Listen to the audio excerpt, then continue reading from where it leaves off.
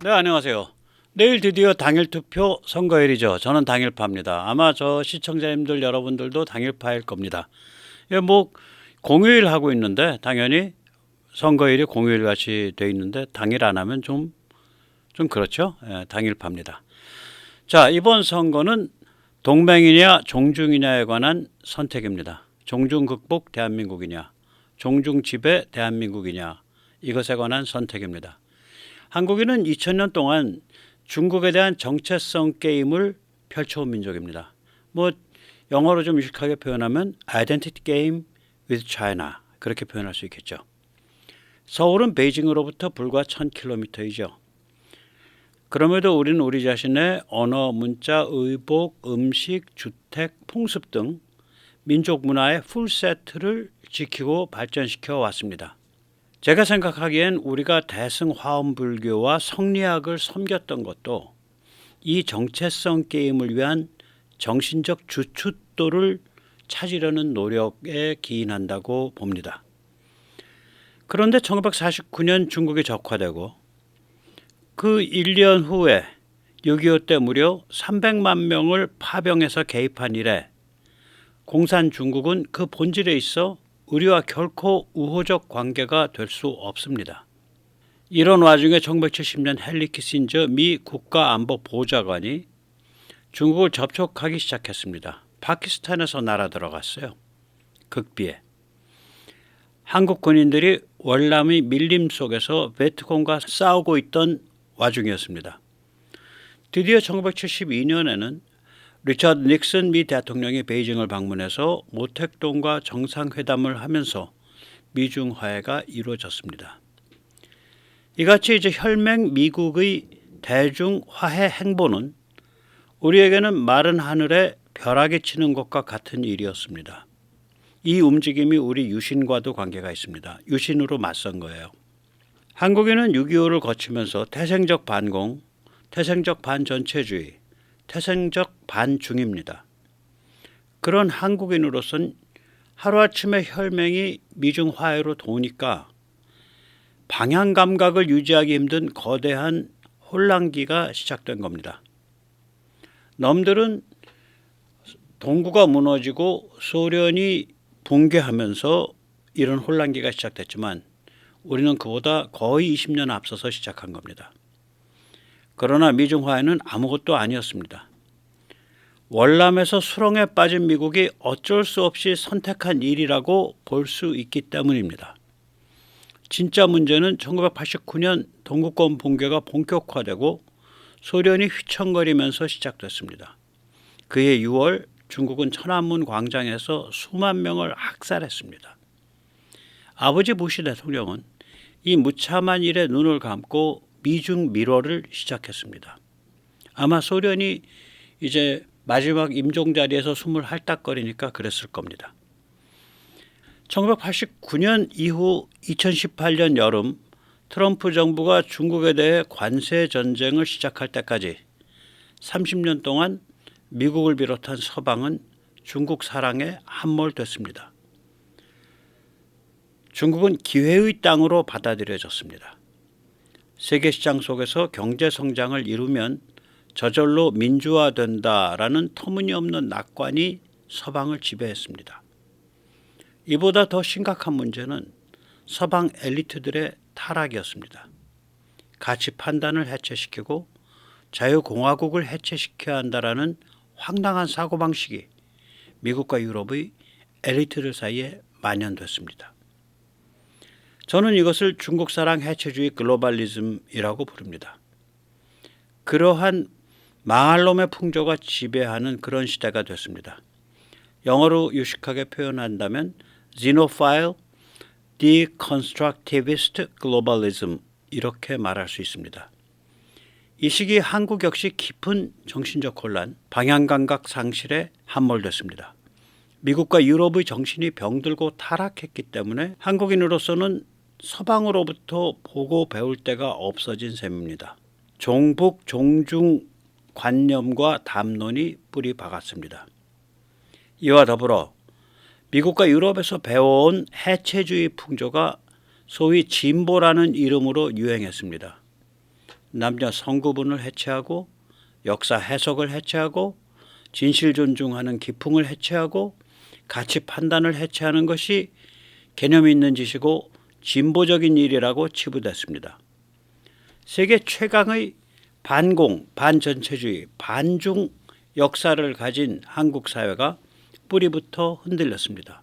이는 거대한 아이러니입니다. 어쩌면 역사의 본질 자체가 아이러니요 우회인지 모릅니다. 결코 최단 거리를 효율적으로 내딛는 일은 없는지도 모릅니다. 온 세상이 중국 사랑에 미쳐 돌아가던 시기, 보다 정확하게는 중국 사랑 해체주의 글로벌리즘에 미쳐 돌아가던 30년 동안 한국인이 겪은 아이러니는 정신 문화에만 국한된 것이 아닙니다. 경제 역시 마찬가지입니다. 중국이 세계 시장의 총화로 등장하기 시작한 1990년대 우리 사회에는 선진국과 중국 사이에 샌드위치가 되어 망할지 모른다, 이 같은 비관론이 팽배했었습니다. 그러나 정반대의 일이 벌어졌습니다. 한국은 중국을 발판으로 삼아 경제를 고도화, 또 고도화, 또 고도화시켜서 선진국으로 진입하는 데 성공했습니다. 이 역시 아이러니입니다. 정신 문화를 타락시킨 대가로 경제 선진화를 이룬 것이기 때문입니다. 그러나 우리의 중국 사랑은 미국이나 서방보다 훨씬 빨리 끝나기 시작했습니다. 2006년 북한의 제1차 핵실험을 계기로 우리 사회에선 중국에 대한 근본적 의심이 생겨났습니다. 좋은 말로 북한은 중국의 영향권 안에 있는 그러한 준국가이고, 나쁜 말로 북한은 중국의 꼭두각시입니다. 우리는 이 진실을 압니다. 따라서 북이 핵실험을 하는 것을 보면서 우리는 저거는 중국의 사주 혹은 지원 없이는 절대로 이루어질 수 없는 일이다라는 진실을 그냥 간파합니다. 북한은 또한 같은 해인 2006년부터 장거리 탄도미사일 대포동 2호를 실험하기 시작했습니다. 이 역시 중국의 사주 내지 지원 없이는 이루어질 수 없습니다. 북한의 핵과 미사일은 중국 공산당에 의한 중국 공산당을 위한 작품입니다. Of the CCP, by the CCP, for the CCP, 이렇게 말할 수 있습니다. 한국인이 중국에 대한 환상을 완전히 버리게 된 계기는 2016년 사드 사태였습니다.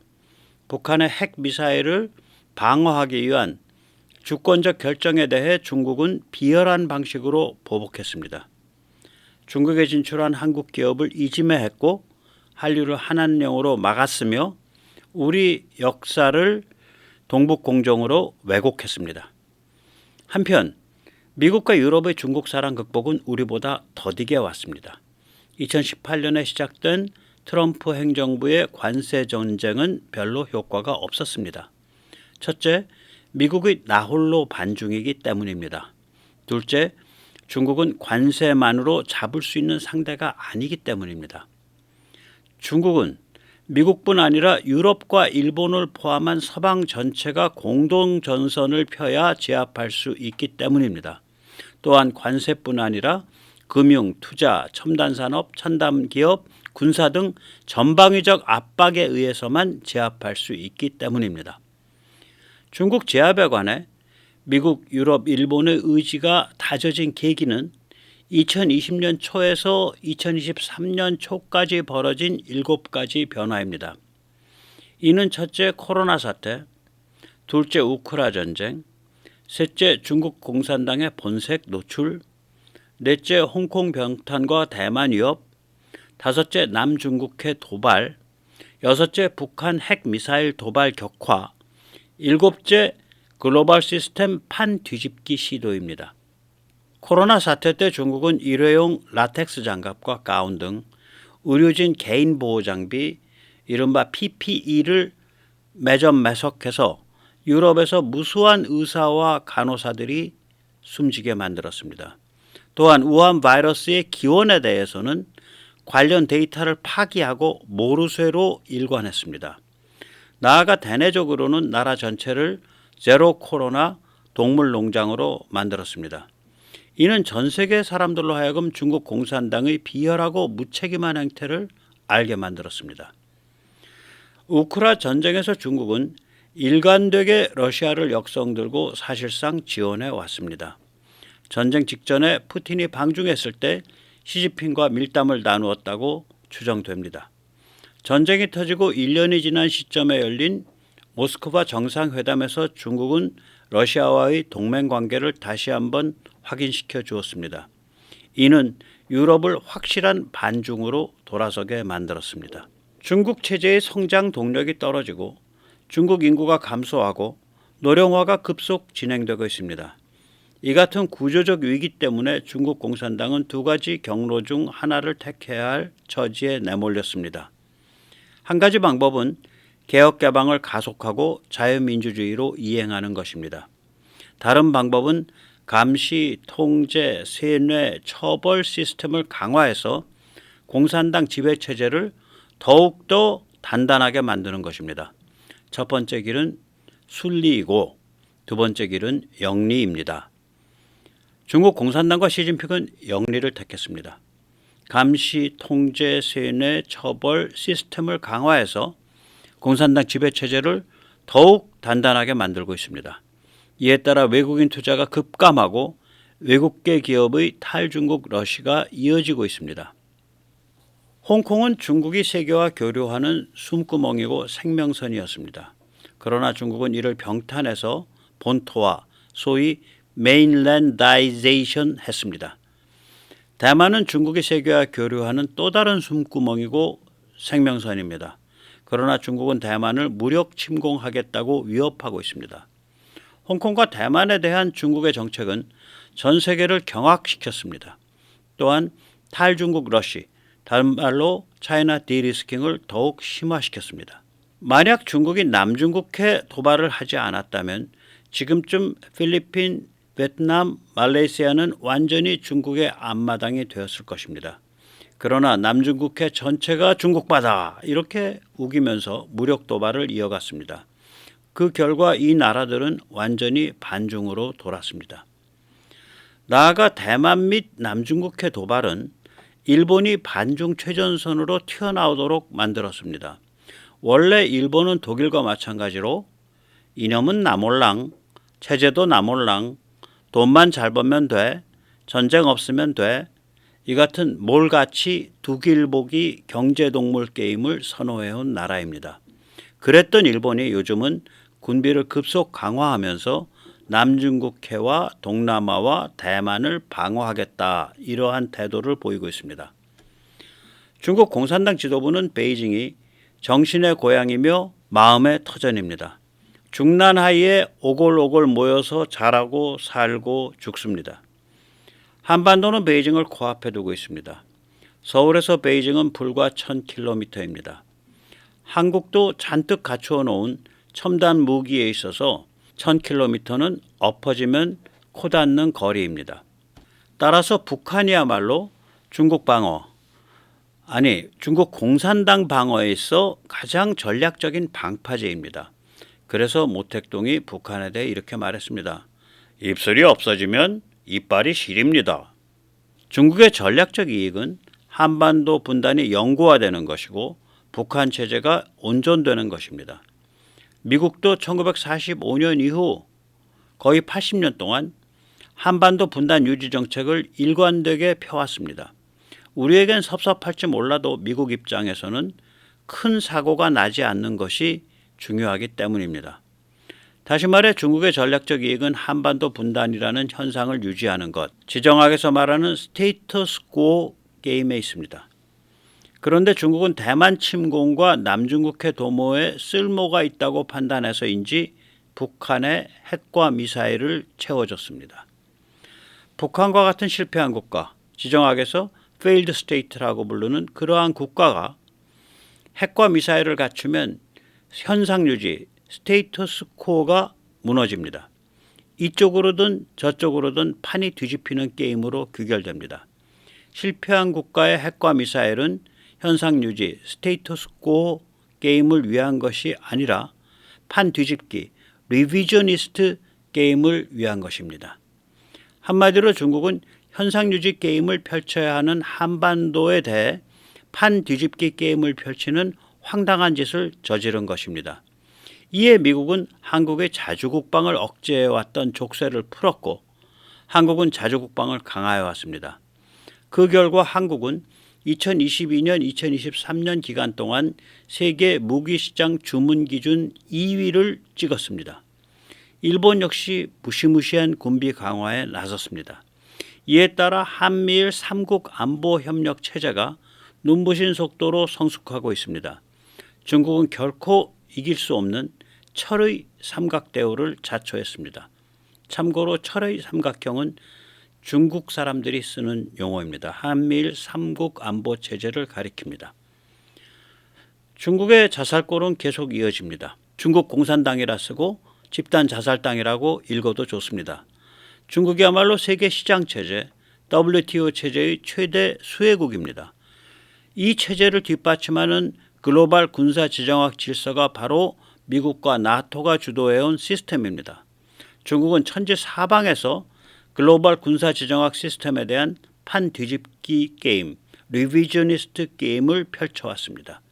한반도에서, 대만에서, 남중국해에서, 태평양 도서국가에서, 동남아에서, 인도 국경에서, 중동에서, 아프리카에서, 유럽에서, 그리고 중남미에서 곳곳에 중국의 손길이 미치지 않은 곳이 없습니다.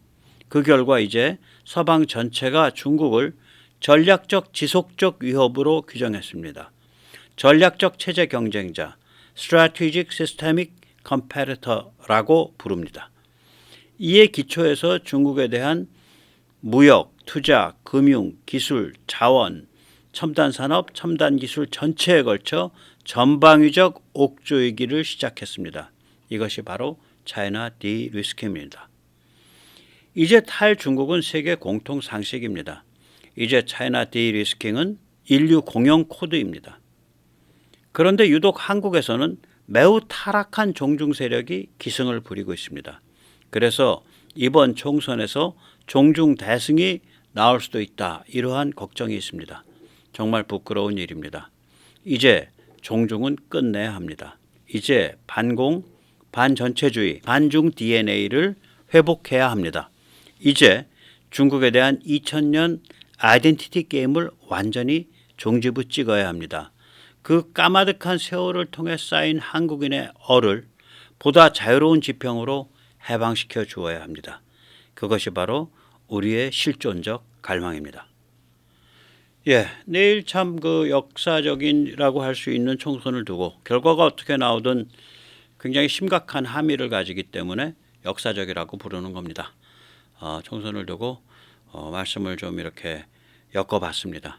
상당히 어떤 정치 철학이나 군사 지정학의 본질과 닿아 있는 그런 계기예요. 내일 총선이. 그래서 당일 투표의 뒤끝 장렬을 보여주십시오. 종중에 반대할 수 있는 후보를 찍어주시고 종중에 가깝거나 종중이라고 생각되는 후보를 멀리해 주시기 바랍니다.